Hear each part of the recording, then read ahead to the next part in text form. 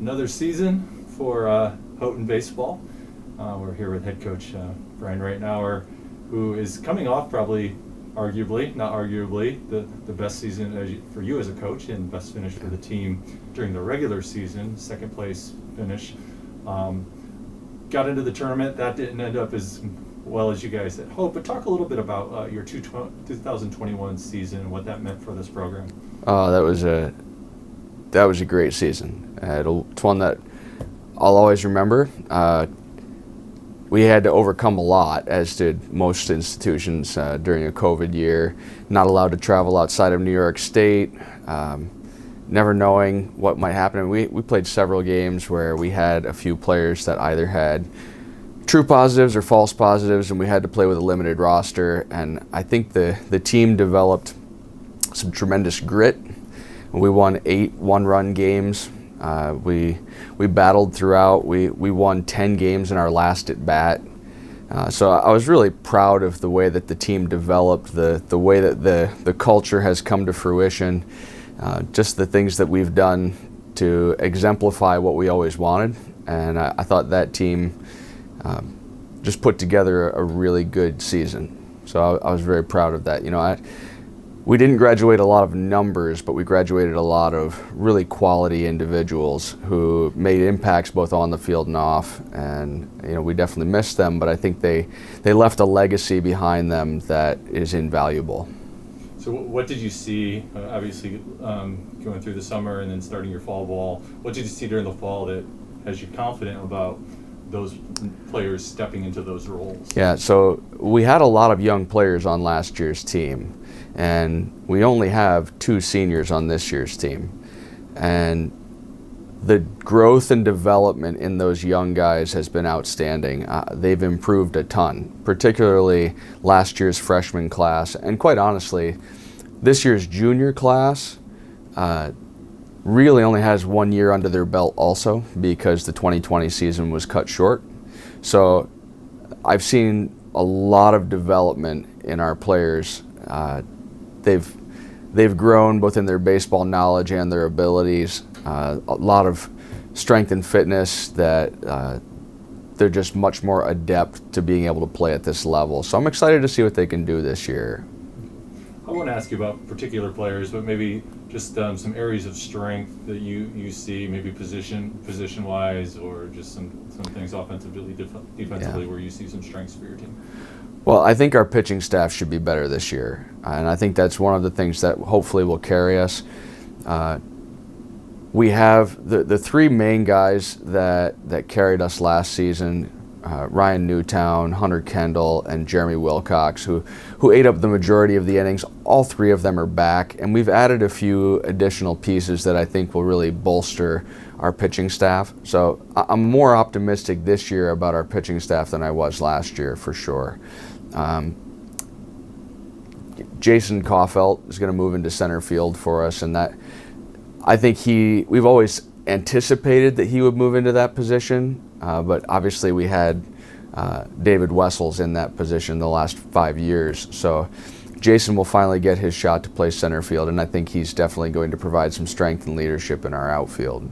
So I would definitely say our pitching staff should be better than it has been the last few years, and I think we have some guys that'll help carry us, and then Jason will help anchor us defensively and offensively. What are some other areas of strength defensively? What's the infield look like, and what's behind the belt? Well, I'm optimistic because basically we did graduate Joe Gross, and he's really tough to replace for a lot of reasons, but between Dylan Beaupre, Ethan Setton, and Sebastian Rodriguez, we have a pretty solid core of infielders, and I think that they're going to do an excellent job defensively. Zach Parr is a very good defensive first baseman, so I think our infield should be pretty solid. Catching-wise, Chris Vancheri is back, and he really earned a lot more playing time as the year went on last year, and we've added an additional catcher, Phil Scher, who I think will make a pretty immediate impact also, both offensively and defensively. So I'm optimistic defensively about what we have behind the plate and in our infield. So I think that we should be able to put together something solid behind the pitching staff. So if we have guys like Ryan and Jeremy who throw a lot of ground balls, we should be able to eat those up pretty well in our infield, and that we should be able to limit the number of free bases both behind the plate and our infield too. And offensively, you lose a couple key hitters from last year, and then so what do you have, and what's your confidence level like that with the returners? Well, absolutely. I mean, anytime you lose somebody who had the type of season that Wayne Rohde had, or the type of career that David Wessels had, that's definitely going to impact you. And Joe Gross was a real solid number 2 hitter for us. So we basically lost the top 3 guys from our lineup, and some of our guys are going to have to step in and play some different roles. What I'm optimistic about is that we have a number of players that have improved a bunch, who can utilize the whole field, who are quick and can put pressure on defenses. So I'm optimistic that we have enough tools in our tool belt to be able to put together some multifaceted offense. So I think that we can swipe a few bases, we can bunt for hits, we have enough guys that can hit the ball in the gaps. We're not a power hitting team. We probably have 1, 2, 3 guys that might be able to hit the ball out somewhat consistently, but that's never really been the way that we've played. And so I think this team fits our MO quite well, that we tend to rely on guys who can get on base, and we can move them over. We play situationally, eliminate mistakes, and if we can do those things, I think we can put enough runs on the board to be competitive.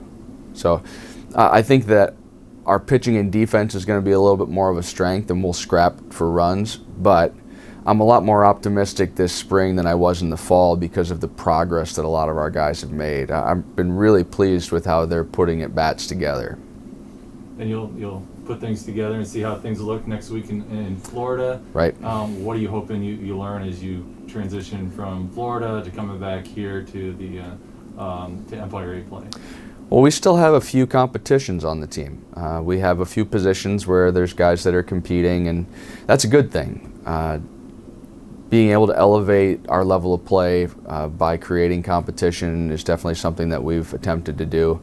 And I'm optimistic that we're going to have a little bit of a clearer vision as to who's going to see a little more time. But those first 8 to 10 games or so, maybe even a little beyond that, we're going to let a few different guys play and sort some things out. I think the other thing is that when you lose your 1, 2, and 3 hitters, you have to figure out who else can hit in those positions. Who's going to get on base, who's going to be able to steal some bases, and who has a feel for the game. And there's going to be some guys that haven't had a lot of collegiate experience previously that are going to compete for time. And we want to see how well they adapt. How do they adapt to college level pitching, and how do they adapt to situational play?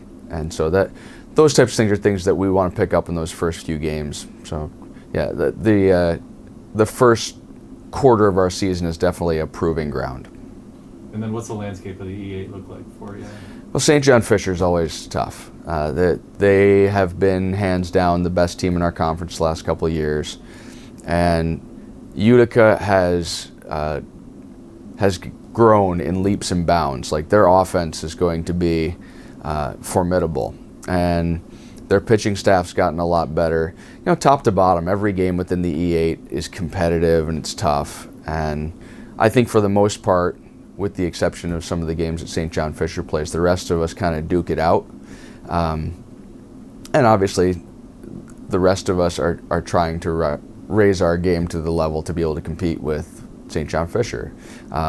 They're very good offensively, very good in their pitching and their defense, always solid. So those are always fun games to play because you always want to elevate your game to that level. We have a really good rivalry with Utica. I believe over the last 9 years that we've played them, we're about 500. So it's back and forth every year, and a lot of our games are really close. I mean, even in the playoffs last year, 2 of the 3 games were one-run games, and those are really fun to play. I think there's a lot of mutual respect and some really good competition. So I always love playing our conference games because I think they're very competitive. Good. All right. Good luck as you kick things off next week, and good luck for the rest of the season. Thank you very much. Thanks.